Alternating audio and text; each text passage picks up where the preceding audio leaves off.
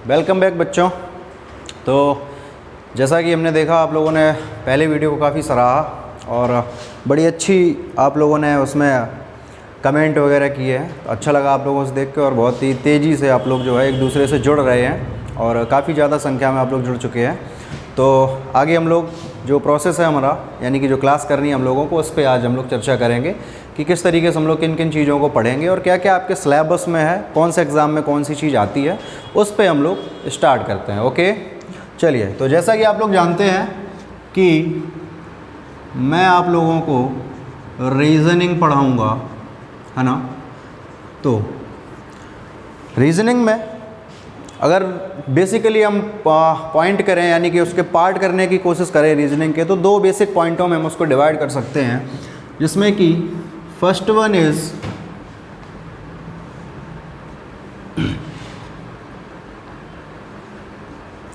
Other exams and the second one is bank level exam. ठीक है, यानी कि रीजनिंग में दो बेसिक पार्ट्स बन सकते हैं हमारे। अदर एग्ज़ाम, यानी कि जिसमें हम यूपी गवर्नमेंट के एग्ज़ाम्स को ले सकते हैं और उसके साथ साथ दूसरे पार्ट में हम ले सकते हैं बैंक लेवल के एग्ज़ाम्स को। ठीक है, तो कौन से टॉपिक बैंक लेवल एग्ज़ाम में आते हैं, कौन से टॉपिक अदर एग्ज़ाम्स में आते हैं, उन पे हम चर्चा करेंगे। और उसके बाद देखेंगे कि कौन से ऐसे टॉपिक हैं जो दोनों में कॉमन है लेकिन लेवल का कहीं ना कहीं थोड़ा बहुत फ़र्क है। जैसे कि कुछ पार्ट हैं, कुछ टॉपिक हैं जो अदर एग्ज़ाम में आते तो हैं, साथ ही साथ बैंक लेवल एग्ज़ाम में भी आते हैं, लेकिन उनका लेवल जो रहता है वो थोड़ा सा हाई रहता है। ठीक है, तो सबसे पहले हम डिस्कस करेंगे और एक साथ ही डिस्कस करेंगे, कोई ज़्यादा नहीं है। तो हम लोग साथ साथ बताते चलेंगे कि कौन सा आपका टॉपिक एग्ज़ाम बैंक में आएगा और कौन सा अदर एग्ज़ाम या यूपी गवर्नमेंट के एग्ज़ाम में आएगा। जैसे कि अभी रिसेंटली हम लोग अगर बात करें तो यूपी गवर्नमेंट में वैकेंसीज़ जो हैं कुछ पेंडिंग है, जैसे कि एसआई के फॉर्म भर चुके हैं मेरे ख्याल से, और एनटीपीसी का है। ठीक है, उसके बाद कांस्टेबल है, वीडियो है, लेखपाल है, काफ़ी सारे एग्ज़ाम्स हैं जो आने भी हैं और काफ़ी सारे पेंडिंग में। जैसे एयरफोर्स हो गया, एयरफोर्स में भी रीजनिंग आती है लेकिन उसका लेवल थोड़ा सा हल्का रहता है। ठीक है, तो हम थोड़े थोड़े एक एक पॉइंट पे डिस्कस करेंगे कि कौन कौन से टॉपिक हैं, कैसे कैसे हम धीरे धीरे उनसे आगे बढ़ें। ठीक है, तो सबसे पहले हम बात करेंगे problem based on alphabets. Problem based on alphabets, यानी कि लेटर्स के आधार पे कौन कौन से टॉपिक हैं जिन्हें हमें पढ़ना है और इम्पोर्टेंस उनका क्या है। तो प्रॉब्लम्स बेस्ड ऑन अल्फ़ाबेट्स की अगर हम बात करें तो अल्फ़ाबेट से, इस टॉपिक से जो भी क्वेश्चंस आते हैं वो 6 से 8 क्वेश्चन हर एग्ज़ाम में लगभग हमें मिलते ही हैं। यानी कि इस हिसाब से हमें लग रहा है कि ये काफ़ी इम्पोर्टेंट टॉपिक है। ठीक है, इसमें सबसे पहला जो टॉपिक होगा जिसे हम पढ़ेंगे वो होगा coding and decoding. Coding and decoding. ठीक है, कोडिंग डिकोडिंग में लेटर्स के माध्यम से ही हम सारी चीज़ों को पढ़ते हैं। ठीक है, और देखेंगे जब हम इसकी क्लास करेंगे तब। सेकंड इसमें आता है ऑड वन आउट। ठीक है, यानी कि विषम को छांटना। Number 3 classification.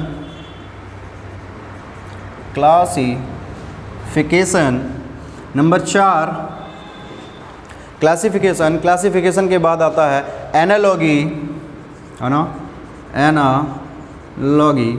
ठीक है, और उसके साथ साथ डिक्शनरी का भी एक इसी में पार्ट जुड़ता है। टॉपिक है एक छोटा सा डिक्शनरी। ठीक है, तो डिक्शनरी का पार्ट भी हम इसी में कवर करेंगे। ठीक है, और एक और छोटा सा टॉपिक है जो कि अब थोड़ा सा कम आता है लेकिन फिर भी इम्पोर्टेंस तो है ही, नाम है जम्बलिंग, यानी जम्बलिंग ऑफ वर्ड्स। ठीक है, तो प्रॉब्लम बेस्ड ऑन अल्फ़ाबेट्स में जो भी टॉपिक है हमारे वो लगभग ये 6 टॉपिक हैं। इसके अलावा भी एक आध टॉपिक बन सकते हैं। ठीक है, तो अगर होगा ऐसा तो हम देखेंगे, उसको क्लियर करेंगे। ठीक है, बेसिकली ये चैप्टर है हमारे पास जो हमें पढ़ने हैं प्रॉब्लम बेस्ड ऑन अल्फ़ाबेट्स में। क्लियर है?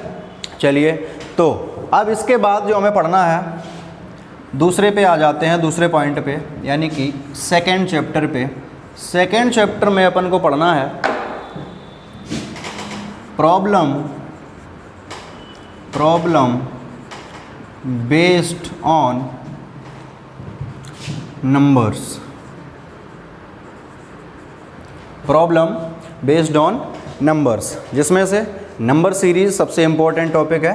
और इसकी अगर हम लोग बात करें तो इससे भी लगभग 5 से 7 क्वेश्चन हर एग्ज़ाम में बनते हैं। ठीक है, सबसे पहले नंबर सीरीज़, सबसे पहले नंबर सीरीज़। नंबर सीरीज़ के बाद अगर हम बात करें तो मिसिंग नंबर्स आ जाता है, मिसिंग नंबर्स। ठीक है, नंबर सीरीज़ और मिसिंग नंबर। मिसिंग नंबर के बाद हम कह सकते हैं ऑड वन आउट। ठीक है, इसमें भी ऑड वन आउट होता है, सॉरी ऑड वन आउट। ठीक है, चलिए तो अब इसके बाद अगर हम बात करें तो बेसिक चैप्टर्स, ये ऐसे चैप्टर थे यहाँ जिसमें इससे 5 से 7 क्वेश्चन करीब बनते हैं आपके, और इसमें बनते हैं 6 से 8 क्वेश्चन लगभग हर एग्ज़ाम में। इसमें एक टॉपिक है जो सबसे पहले हमने लिखा है आपसे, कोडिंग एंड डिकोडिंग। ठीक है, तो कोडिंग एंड डिकोडिंग एक ऐसा टॉपिक है जो आपके अदर एग्ज़ाम्स में तो आता ही आता है, साथ ही साथ बैंक लेवल एग्ज़ाम में भी आता है। और उसी के साथ एक दूसरा टॉपिक भी है जिसको हमने प्रॉब्लम बेस्ड ऑन नंबर्स में कवर किया है, जिसमें से ये चैप्टर ये टॉपिक जो है नंबर सीरीज़, ये भी बैंक लेवल एग्ज़ाम में आता है थोड़ा बहुत, 1 या 2 नंबर का। ठीक है, चलिए आगे चर्चा करेंगे हम लोग। नंबर 3, जैसे कि टॉपिक हमारा बनता है डायरेक्शन। ठीक है, इसको हम हिंदी में दिशा दूरी या दिशा और दूरी भी कहते हैं। तीसरा टॉपिक है हमारा, तीसरा चैप्टर।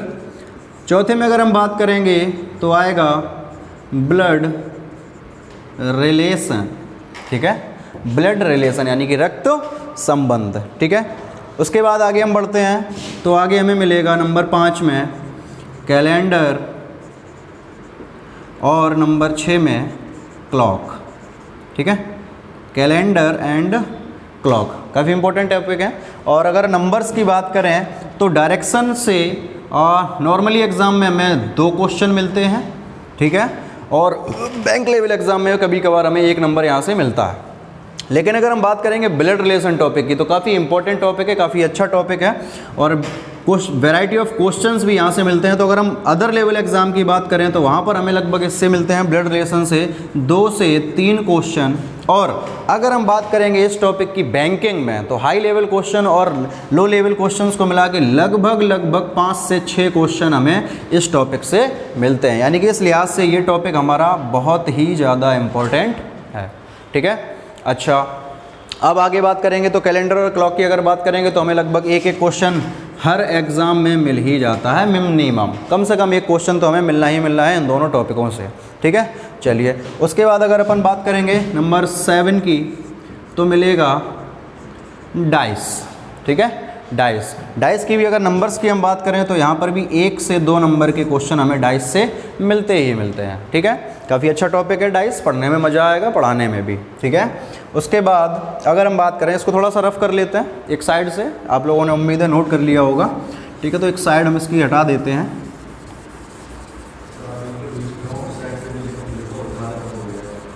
हाँ,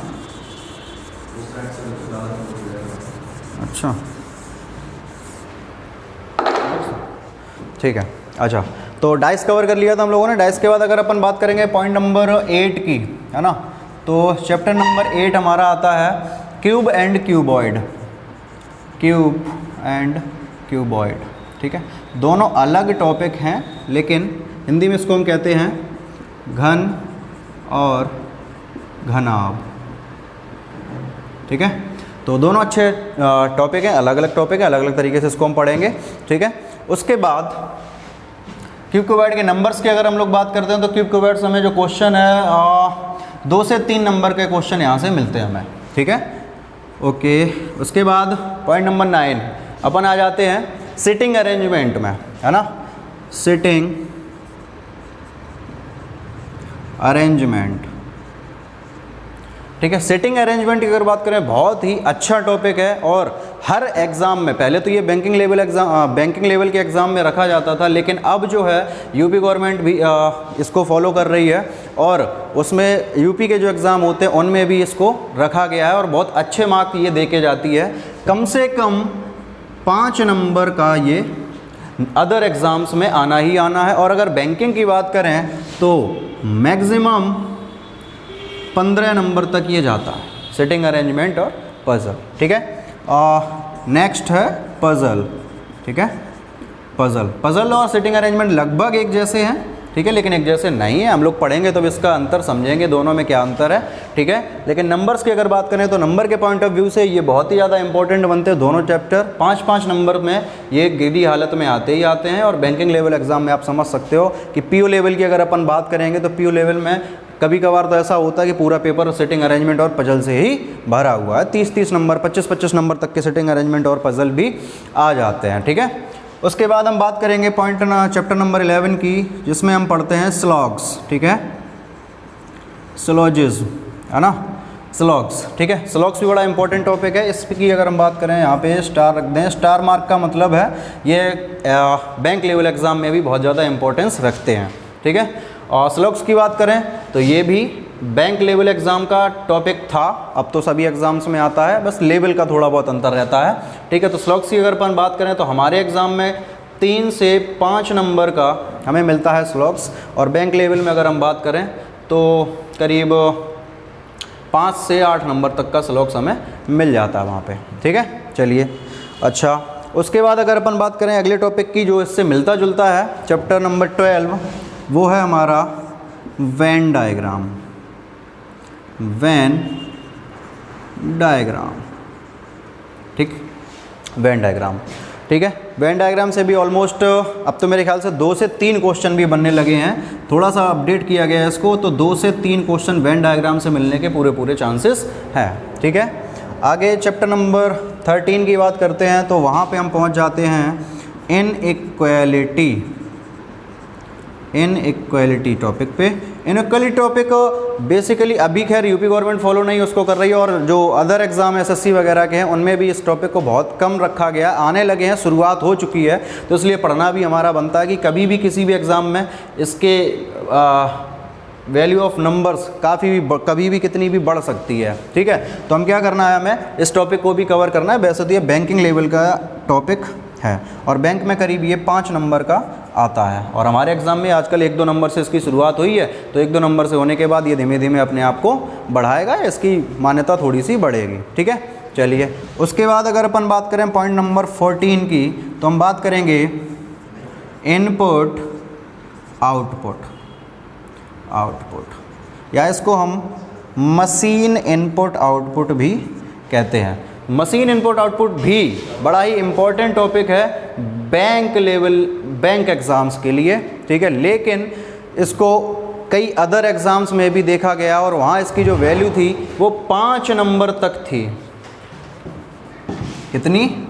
5 नंबर का ये एग्ज़ाम आया था। अभी कुछ समय पहले एक एसआई का पेपर हुआ था यूपी में, यूपीएसआई में, उसमें 5 नंबर का ये आया था, फर्स्ट टाइम आया था, और कई सारे बच्चे तो देख के ही परेशान हो गए थे कि ये कैसा टॉपिक है, इसमें क्या लिखा है, इसमें क्या करना है, समझ में नहीं आया, छोड़ के चले आए, ठीक है। चलिए, तो इसको भी हम लोग कवर करेंगे। उसके बाद नंबर 15 की अगर हम लोग बात करें तो आ जाते हैं लॉजिकल रीजनिंग पे, ठीक है। लॉजिकल रीजनिंग में कई टॉपिक है, ठीक है। बेसिकली अगर गिनती काउंटिंग की बात करें हम लोग तो करीब 5 से 6 टॉपिक बनते हैं लॉजिकल रीजनिंग में, जिसमें आप लोग असर्शन और एजम्पशन, डिसीजन मेकिंग, ठीक है, और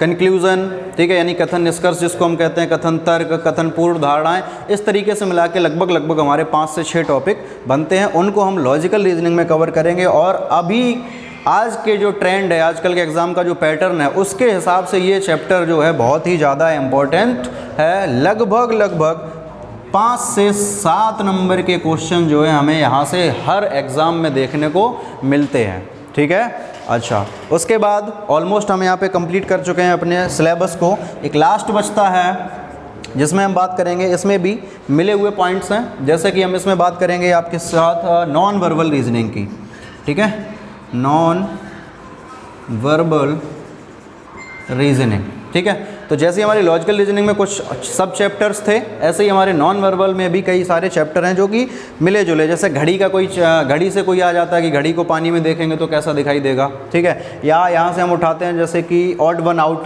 ठीक है। तो ऑड वन आउट हमारे कहाँ पे, यहाँ पर भी मिलेगा आपको नॉन वर्बल रीजनिंग में। क्लासिफिकेशन, अच्छा रफ कर दिया है ना, तो क्लासिफिकेशन मिलता है, ऑड वन आउट मिलता है, जम्बलिंग मिलता है, ठीक है। और इस तरीके से करीब शायद 7 टॉपिक बनते हैं जाके जो आजकल के एग्ज़ाम में आ रहे हैं, 7 टॉपिक्स, ठीक है, नॉन वर्बल रीजनिंग से। तो इन 7 टॉपिक को हम कवर करेंगे बारी बारी से। लॉजिकल रीजनिंग के जो 5 से 7 टॉपिक हैं उनको भी हम कवर करेंगे, और उसके साथ साथ ये जो पूरा सिलेबस हमने आपको लिखाया है वो हम कवर करेंगे सारे एग्ज़ाम्स के पॉइंट ऑफ व्यू से, ठीक है। चलिए, तो अगर कोई टॉपिक रह जाता है बाई चांस, वैसे तो मेरे ख्याल से शायद नहीं रहा है, जो अभी के पैटर्न के आधार पे है, तो अगर कोई टॉपिक रह जाता है तो आप कमेंट करके ज़रूर बताइएगा, हम उसको अपने सिलेबस में रखेंगे, जगह देंगे और उसको हम पढ़ाएंगे, ठीक है। All the best for your future.